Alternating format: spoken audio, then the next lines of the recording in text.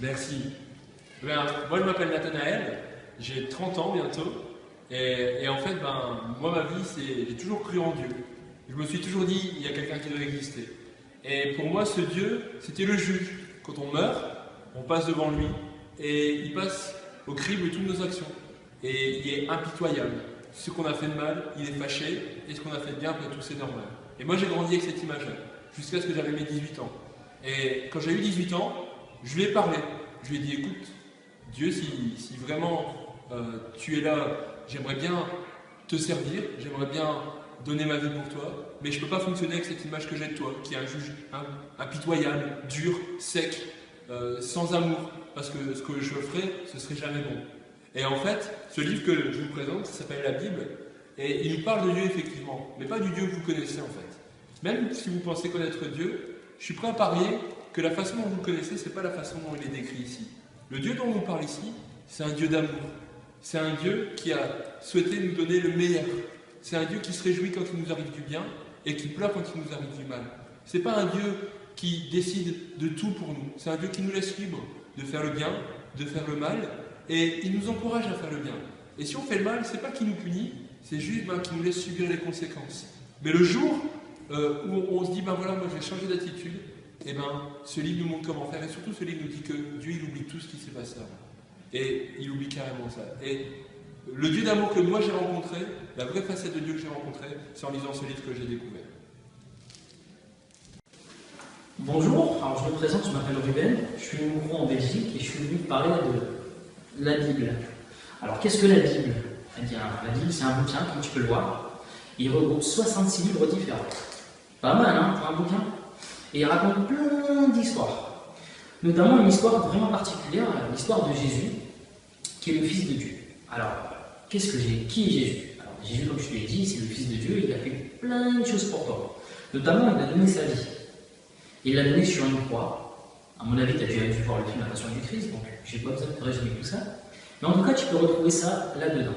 Alors, ce Jésus, il a changé ma vie à moi. Avant, j'étais quelqu'un qui était dans le monde, quelqu'un qui faisait n'importe quoi, qui aimait bien de sortir, qui aimait bien de faire vraiment le con. Et un jour, j'ai rencontré ce Jésus et j'ai compris cet amour qu'il avait pour moi. Alors, en lisant cette Bible, je me suis dit, waouh, un homme a donné sa vie, il a donné nom pour moi, alors que moi, je ne le connaissais même pas. Et je me suis dit, mais il c'est peut-être temps que je commence peut-être à m'intéresser à lui. Et j'ai commencé vraiment à m'intéresser. Et là, j'ai commencé vraiment à changer aussi. Je l'ai accepté dans ma vie, maintenant je peux te dire que c'est formidable, c'est trop stylé d'être chrétien. Et je t'invite aussi à lire la Bible. Ciao.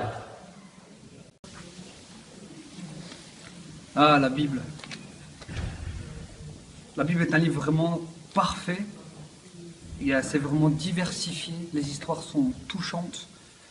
Moi, au départ, je ne croyais pas en Dieu. Et vraiment, Jésus s'est révélé au travers de sa parole. Et vraiment, j'ai su mettre ma vie présente en concordance avec la parole de Dieu qui, elle, a 2000 ans. Aujourd'hui, quand je prie, le Seigneur, souvent je lis la parole de Dieu et souvent le Seigneur me parle au travers de sa parole. Si vous avez des soucis, vous avez des problèmes, comme moi, priez et lisez la parole de Dieu et Dieu vous parlera au travers de sa parole. Comment il le fait?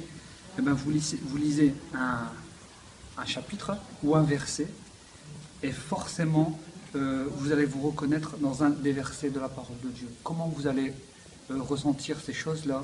C'est que l'Esprit de Dieu va venir sur vous, il va vous faire ressortir les mots ou les sentiments ou l'histoire que vous vivez en concordance avec la parole de Dieu.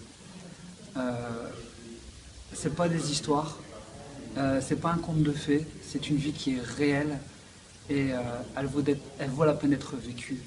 Et si je peux vous donner un conseil aujourd'hui, priez le Seigneur Jésus, il peut vous sauver, il vous connaît, il sait de quoi vous avez besoin, alors allez-y, n'hésitez pas.